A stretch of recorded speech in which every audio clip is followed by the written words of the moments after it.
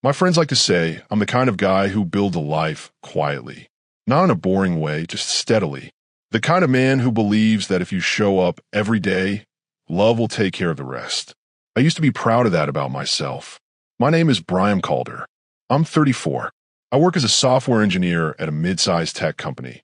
One of those places where the coffee is free, the deadlines never stop breathing down your neck, and you can measure your life in sprints and releases. It's a good job. Stable. The kind of job my parents brag about to their friends. But I've never been the type to tie my whole identity to what I do between 9 and 6. My wife's name is Leona Hartwell. Even writing her name now makes my chest tighten the way it used to when I'd hear her key in the lock at night. Back when the sound meant comfort. Back when I didn't have to wonder what version of reality I was living in. Leona was a marketing executive, the kind of person who made rooms feel brighter just by walking into them. She traveled constantly for work. That was part of her world long before it became part of ours. If she said she needed to be in Seattle for 3 days or Portland for a conference, I didn't flinch. Not because I was clueless, but because I believed in her. Believed in us. We'd been together 6 years. Married for 5. People like to assign numbers to relationships, as if math can explain weather. But the truth is, our story felt simple at the start. Honest. Clean. We met at a mutual friend's wedding. I know. Sounds like something out of a romantic comedy.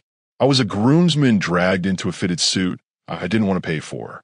She was a bridesmaid in a dusty blue dress, holding a bouquet like an Olympic torch. We were seated next to each other during a photo session that went on long enough to declare a new holiday. She made a joke about the photographer being a tyrant disguised as an artist. I laughed too hard, and she looked at me like she'd just discovered a secret. We exchanged numbers. 2 days later, I asked her out, nervous in that childish way adults pretend they've outgrown. We went to a little Italian restaurant downtown. Candlelight, red sauce, too much wine for a first date. The kind of place where every couple thinks they're the main character. I remember thinking that night that she was different. Not in a perfect way, but in a way that made everything around her feel possible. She was ambitious, driven, unapologetically sure of herself. She spoke about her career like it was something she was shaping with her own hands, not something that was happening to her.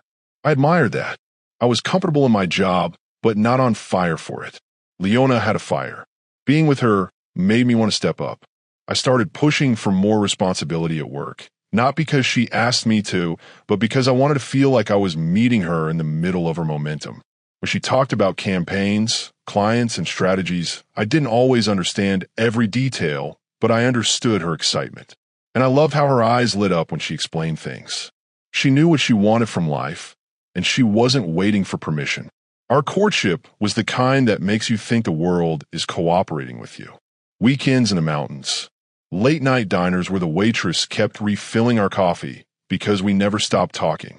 Music playing softly in my living room while we tried to cook new recipes and laughed at our own failures. It wasn't perfect, but it felt right. Like we were building something that didn't need to be forced. I proposed to her on a beach in Mexico. We'd saved for that trip for almost a year. The sun was setting in that ridiculous way sunsets do when you need them most, orange and gold, like someone had staged it. I had a speech rehearsed, something poetic about choosing her every day. She didn't let me finish. She cried and said yes so fast that a couple walking by clapped for us. The wedding was beautiful, not extravagant, just full of warmth. Her parents loved me. My parents adored her. Our friends raised glasses and called us the real thing. I believed it. I believed it in a way that felt like breathing. The first year of marriage was an adjustment, just like everyone warns you. Learning to share space. Compromise on thermostat wars. Negotiating holidays without turning them into diplomacy. But we did well. We talked things through. We laughed more than we argued.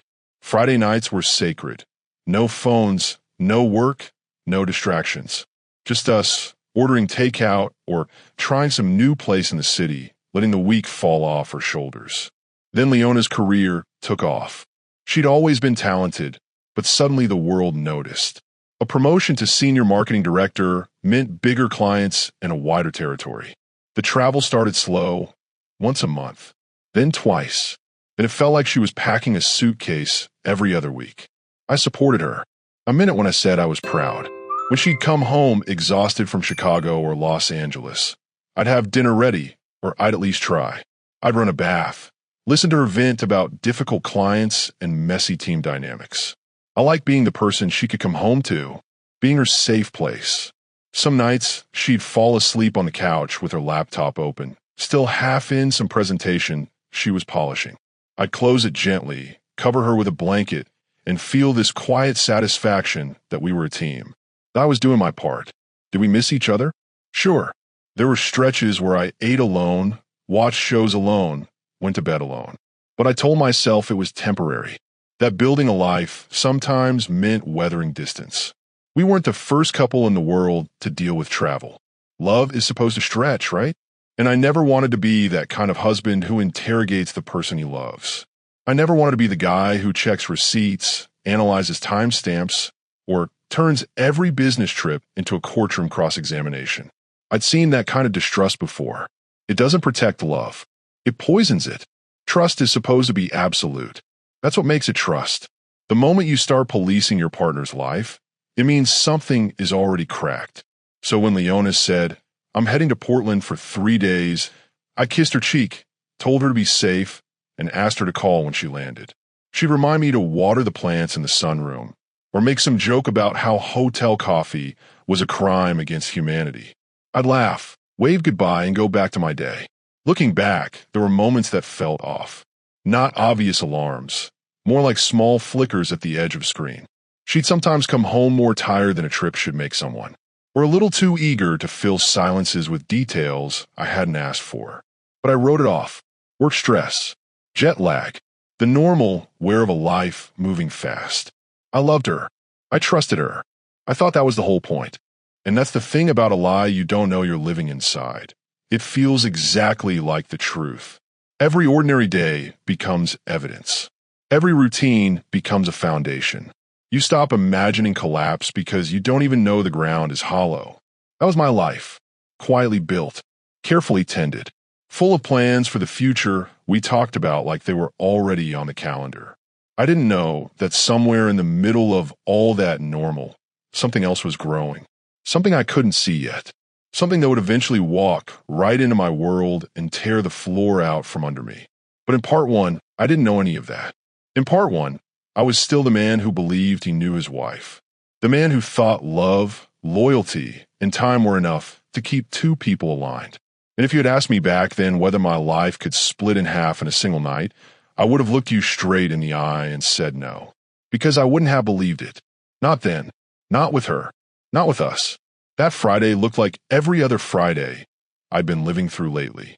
I got home a little after 6, dropped my keys in the bowl by the door, and stood in the kitchen with my work bag still on my shoulder, staring at the fridge like it might offer a plan. The apartment was quiet in a way that didn't feel restful, more like a space that had learned to hold its breath. Leona was supposed to be in Portland. 3-day conference. She'd left Wednesday morning with her suitcase rolling behind her and that steady, professional focus she slipped into before trips. She kissed me at the door, reminded me to water the plants in the sunroom, and joked that hotel coffee should be illegal. I watched her disappear down the hallway the way I always did, calmly, confidently, without a second thought. That was our normal. I changed into jeans and a faded hoodie, opened a beer, and dropped onto the couch. A World War II documentary was halfway through my recommended list, and that felt like enough. I wasn't in the mood for anything noisy. The week at work had been heavy, and the quiet of the apartment had become a kind of routine I didn't question. At 7:30, my phone rang. "Brian," a voice said before I could even say hello, "you're not bailing tonight." It was Rowan Pike, who had been in my life since college in the way some friends just stay, loud, reliable, and completely uninterested in polite excuses. "If this is about going out." "It is," he said, laughing. "Tolliver's birthday. We're hitting the Apex downtown. New place, good music, dress code, all that. Everyone's going. You're coming." I sank deeper into the couch.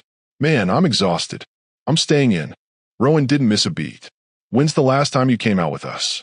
"You've been disappearing. Leona's out of town anyway." "What are you going to do? sit alone watching documentaries, and calling it a night. I opened my mouth to argue, but nothing useful came out. He wasn't wrong. Between work and Leona's travel schedule, my social life had shrunk without me noticing. I wasn't miserable exactly, just narrow. A life built around a schedule instead of people. Just 1 hour, Rowan pushed. Show your face, have a drink, say happy birthday. Then you can go home and be boring again. Deal. I rubbed my eyes. 1 hour. That's it. My man. He sounded genuinely pleased. 9 o'clock. And dressed like you want to get in. After we hung up, I sat there for a while, beer in my hand, listening to the hum of the fridge and the distant city noise through the windows. I told myself I was going because I owed Tolliver a birthday appearance. That was true, but another part of me was relieved to have a reason to leave the apartment. I didn't want to admit how much the quiet had been pressing in on me. I showered, shaved, and put on black slacks and a button-down. I checked myself in the mirror longer than necessary, as if I were trying to remember how to be a person outside the loop of work and home. I looked fine, a little tired, maybe a little older than I felt, but fine. Before heading out, I texted Leona, going out with Rowan and the guys for Tolliver's birthday. Miss you. Hope the conference is going well. She replied almost instantly. Have fun, babe. Don't drink too much. Conference is boring as always. Love you. I smiled at the screen. That quick reply calmed something in me I hadn't noticed was tense. Earlier, walking out of the office, I had a strange feeling. Nothing specific, just a faint unease in my gut. I blamed it on stress, on too many nights alone with my own thoughts. Her text felt like proof that everything was still steady. I left around 8:45 and took a rideshare downtown. The city was alive in its Friday night way. People spilling onto sidewalks, laughing too loudly, already halfway into whatever they expected the night to become. I watched them through the car window, like I was remembering a language I used to speak fluently. The apex was packed when I got there. The bass hit me before the door even opened, heavy enough to rattle my ribs.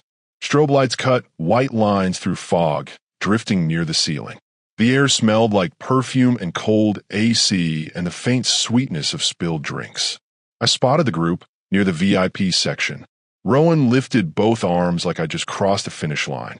Look who finally decided to rejoin society. Don't start, I said, but I was smiling.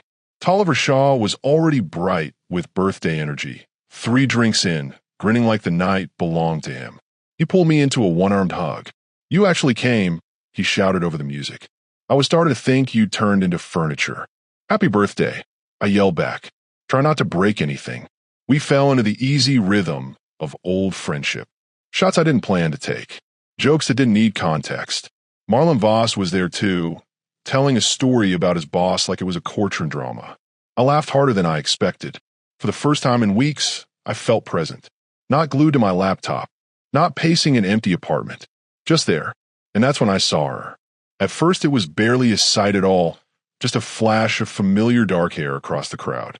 My mind registered it, then immediately dismissed it. Leona was in Portland. This was some woman who happened to look like her. It had to be. I took a sip of my drink and turned toward Tolliver, forcing myself to stay in the conversation. But something tugged at me, a stubborn instinct I didn't understand, the kind that makes you look again even when logic says not to. I glanced back. She was near the bar, maybe 30 feet away, half lit in the dimness. The crowd was thick, the lights chaotic, but there are things you don't confuse. The way she stood, one hip slightly angled. The way she laughed, head tilted just so. The curve of her shoulder in a black dress I'd watched her try on months ago.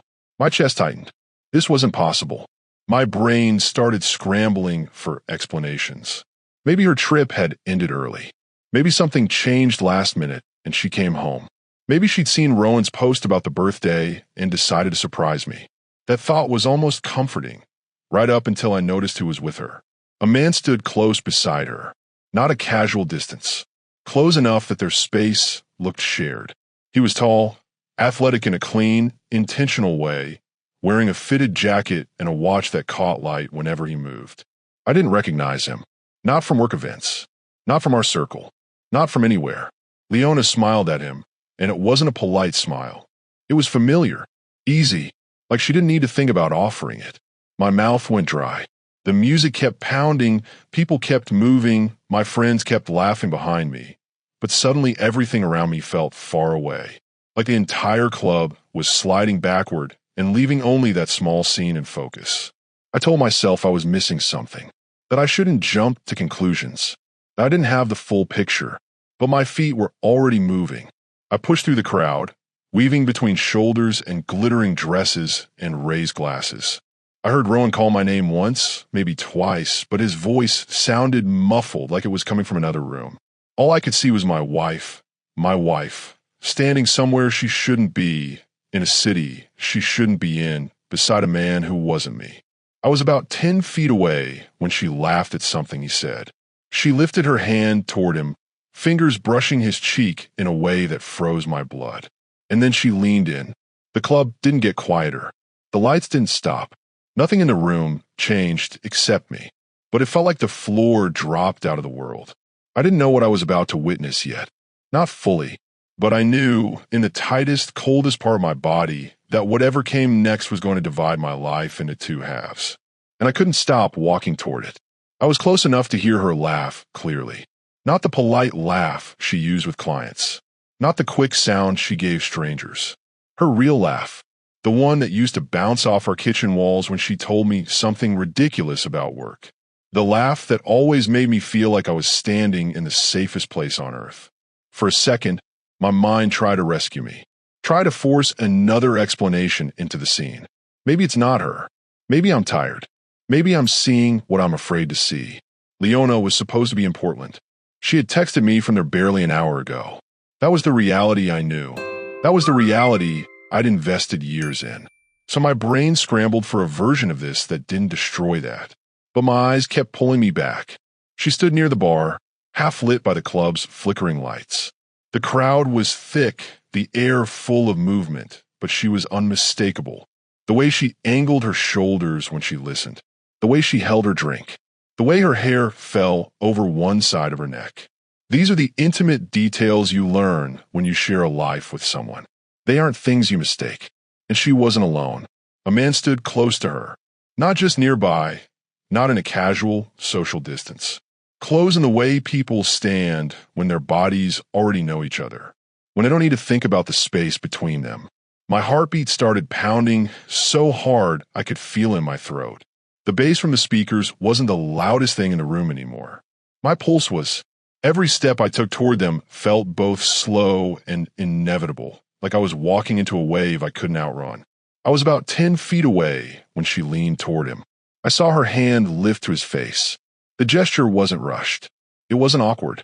It was easy, familiar. And then she kissed him. Not a quick greeting, not something that could be shrugged off as a misunderstanding.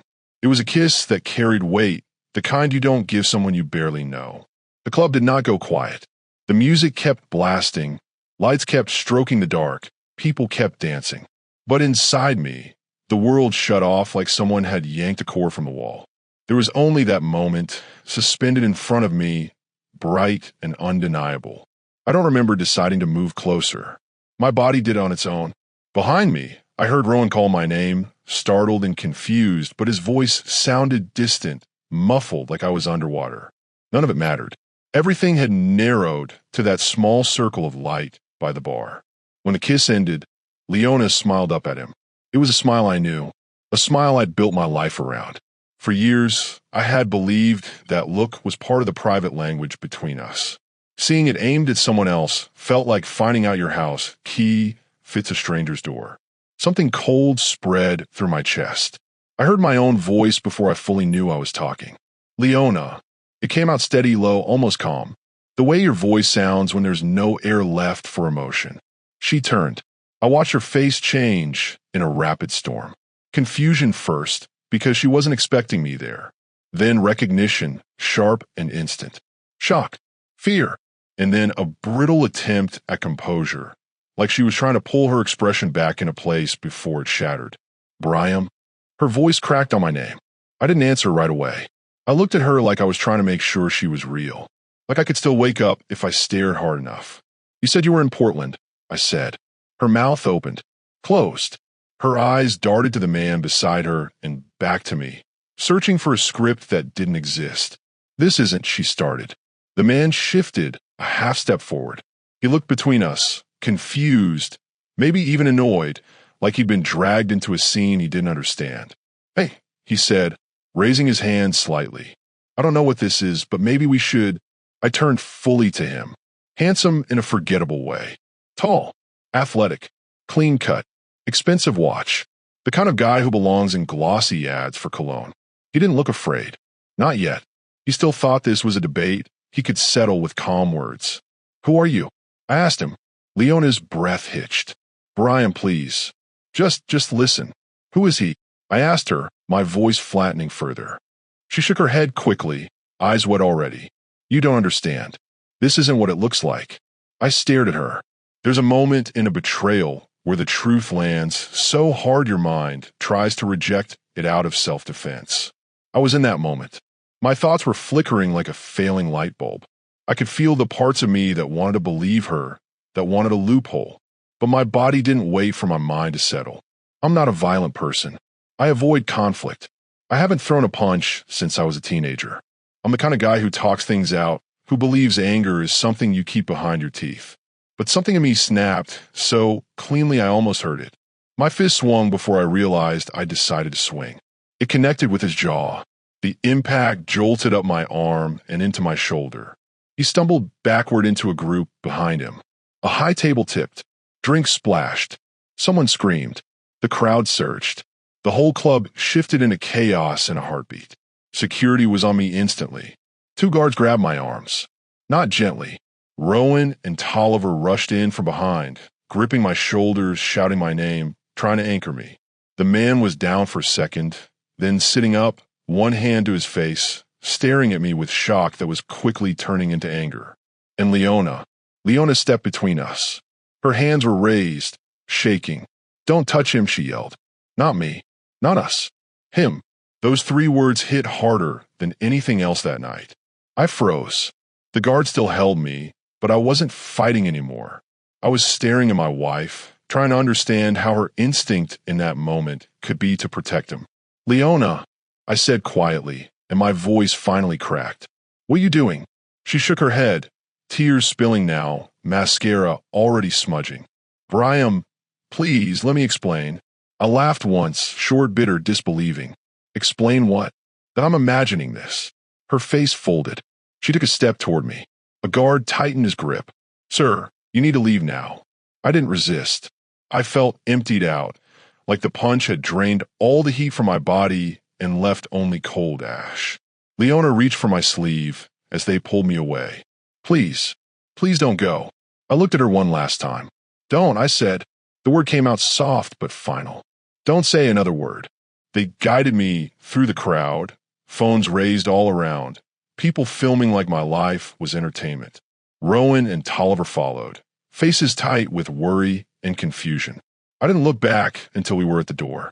Leona stood where I'd left her, crying, hands open at her sides, as if she had no idea what to do with them. The man was on his feet again, helped by friends, glaring in my direction. The distance between them was widening. The distance inside me widened with it. Outside, the cold night air hit my face. My hand throbbed. My ears rang as the club noise shut behind the door. Streetlights looked too bright, like the world had been turned up too high. Rowan grabbed my shoulder.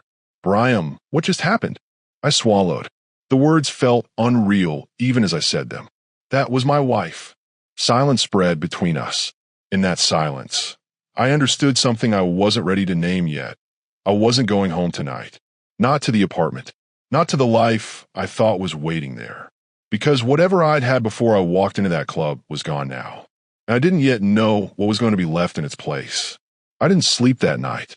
Rowan's apartment was calm, dim, the kind of place that usually lets your mind settle. Mine wouldn't. I lay on his couch, staring at the ceiling, feeling like my body was there, but my life was still trapped inside that club. Every time I blinked, I saw the same scene in fragments. Leona turning, the flash of panic in her eyes, the way she put herself in front of him. My phone kept buzzing until I turned it off. Calls. A flood of texts. Voicemails piling up. I didn't want to hear her voice. Not because I was scared of what she'd say, but because I knew it wouldn't change what I'd seen. The truth had already hit the ground. Any explanation would just be someone trying to rearrange the pieces into a shape that hurt less. At dawn, Rowan came out with coffee and didn't say much. He didn't ask me to talk. He didn't force sympathy. He just sat nearby like a guard at the edge of a cliff, making sure I didn't step off without realizing it. I appreciated that more than I could explain. Sometime mid-morning, the anger started to drain away and left something colder behind. Not peace, not acceptance, just a hollow stillness.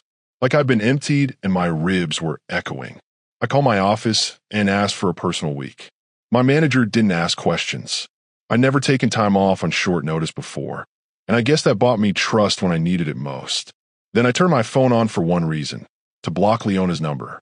The screen lit up with her name everywhere. Missed calls, messages, notifications stacked like a tower. I didn't open any of them. I hit block and watched her name disappear from the list. It didn't feel like revenge. It felt like sealing a door to keep smoke from spreading. Right after that, I called a divorce attorney. I expected my voice to shake. I expected to hesitate.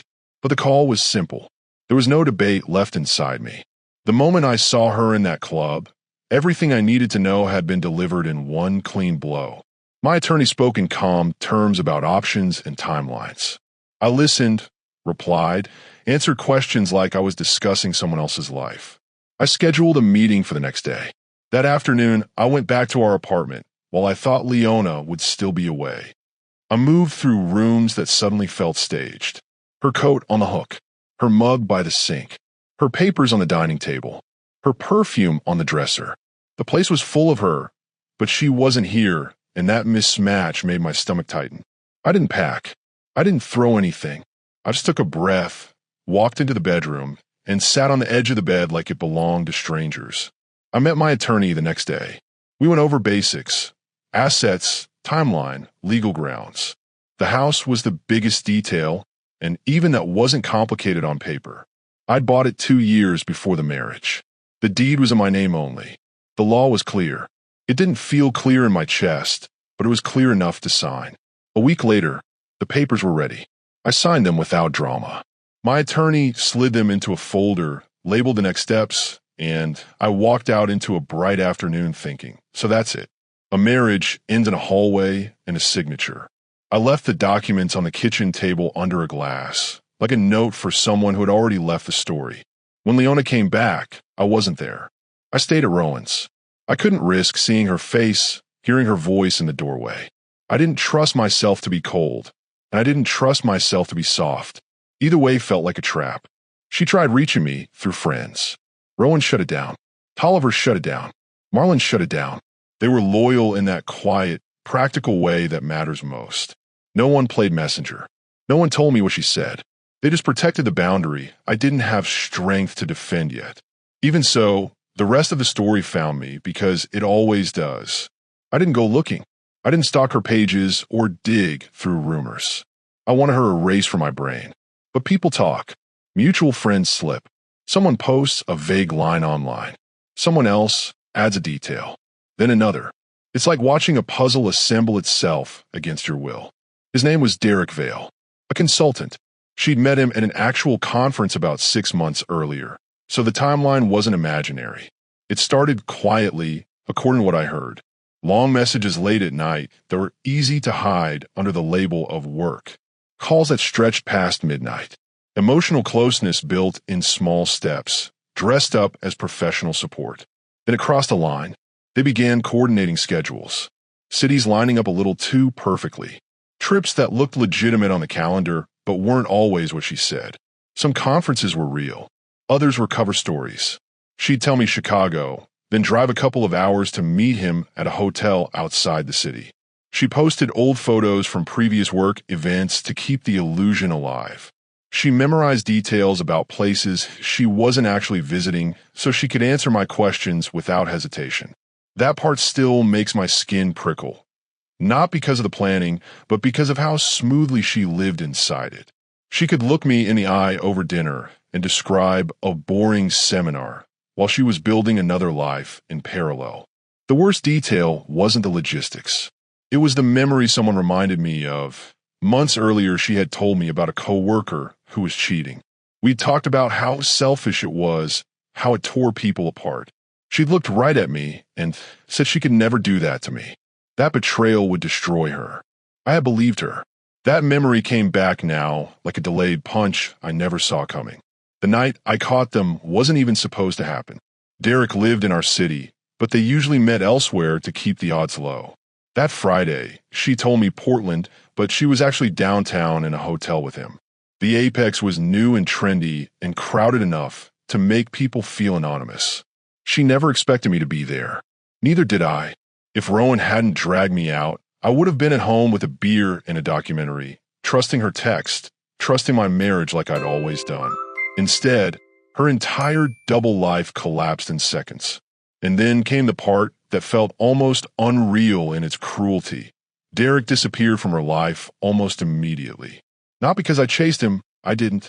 I wanted nothing to do with him. But once the secret became public, once there were consequences instead of shadows, he backed away. He blocked her, avoided her. Within weeks, he was seen with someone else, living like the whole thing had been a minor inconvenience. Leona had burned our marriage down for someone who walked away the first time the smoke got thick. Friends told me she fell apart afterward, lost weight, stopped showing up, quit her job, or was pushed out. No one seemed sure which. She moved into a smaller place across town, somewhere she once called depressing. Her circle thinned fast. The same people who used to invite her everywhere quietly stopped. People asked me if I felt satisfied. I didn't. I felt empty. Because none of that rewound time. None of it changed the fact that I'd been married to someone I didn't truly know. The divorce itself went through quickly. She didn't contest much. Her lawyer barely fought. She signed. She moved out within the week my attorney said. She tried to argue about the house at first, but the law wasn't on her side. When that became clear, she gave up. On the day the movers came, I stayed away with Rowan. We drove around without purpose. I watched the city pass by and felt like I was watching my own life through glass. When I returned that evening, her key was on the counter. The apartment looked carefully emptied. She'd taken her clothes, her books, her office chair, some furniture, a few pieces of art. She left behind a silence that didn't feel temporary anymore. I stood there a long time, not waiting for her, not wishing for anything, just trying to understand how a home could turn into a place you no longer recognize. That was the truth I never asked for. And once you've been given it, there's no way to put it back. The months after the divorce weren't dramatic. They were quiet in the most exhausting way. The hardest part wasn't signing papers or dividing furniture. It was the small, ordinary traps. Waking up and reaching for the other side of the bed out of habit. Pouring 2 cups of coffee without thinking. Walking past a restaurant we used to love and feeling my body tense like I'd been hit from the inside. Grief doesn't always show up as tears. Sometimes it shows up as routines that don't know they're outdated. At first, I tried to outrun it with work. I showed up early, stayed late, took on projects I didn't need. It wasn't ambition so much as escape. If my brain was busy, it couldn't replay the club scene for the 1000th time. That strategy worked until it didn't. Eventually, the silence caught me anyway. So I did something I never pictured myself doing. I started therapy. Not because I wanted to talk about feelings for an hour a week. I didn't. I went because pretending I was fine was failing. My therapist told me what I already knew but couldn't accept. Trust doesn't snap back. When it breaks, it changes shape. You can still live with it, but you stop handling it carelessly. I also started going to the gym, not out of revenge, not to prove anything. Physical strain was just a clean distraction from emotional strain. The weights didn't ask questions. They didn't lie. They just resisted until you got stronger. Slowly, I reconnected with the parts of my life I'd let shrink. I started saying yes to dinner plans, yes to weekend hikes, yes to birthdays I would have skipped before. It wasn't a transformation montage. It was more like remembering I had a world outside the marriage. I repainted the bedroom, donated the furniture she'd left behind, bought new sheets, changed my running route, so I didn't keep passing the park where I proposed. I treated my home like a space I needed to reclaim, not a museum for something dead. Then I adopted a dog, a rescue pit bull with nervous eyes and a scar on one ear. I named him Mox. Something about him felt familiar. Not the damage, but the way he was still willing to trust. Training him gave my days shape. Taking him on morning walks forced me outside, even when I didn't want to be seen. He was quiet companionship without expectation, and I didn't realize how much I needed that until I had it. People kept asking if I wanted revenge, if I wanted to expose Leona more publicly, if I wanted to ruin her the way she ruined me. I didn't, not because I'm better than that, but because I learned something simple. Revenge keeps you chained to the person who hurt you. Indifference is what cuts the chain. I didn't want to live in her wreckage. I wanted out of it. About a year after the club, I ran into her at a coffee shop. She looked different, thinner, tired, like someone who'd been carrying something heavy for too long. She approached me cautiously, like I might still be the man from that night. "Hi," she said. "Hi," I answered. She asked how I was. I surprised myself by telling the truth. "Good." She searched my face like she was looking for a crack in it. "Really good." I nodded. Not to hurt her, not to help her, just because it was true. She looked like she wanted to say more, an apology, an explanation, something to ease her own weight. But I picked up my coffee and walked past her. Not dramatically, not bitterly, just past her, like she was any other stranger in a coffee shop. And in that moment, I knew I'd moved on, because I didn't feel anything. No anger, no pull, no sadness, just distance. I still don't know if I'll ever remarry. Maybe someday, maybe never. I'm not chasing an answer. Right now, I'm building a life that doesn't depend on anyone else's honesty. I'm working on a startup with a couple of colleagues, something that might fail, but at least matters to me.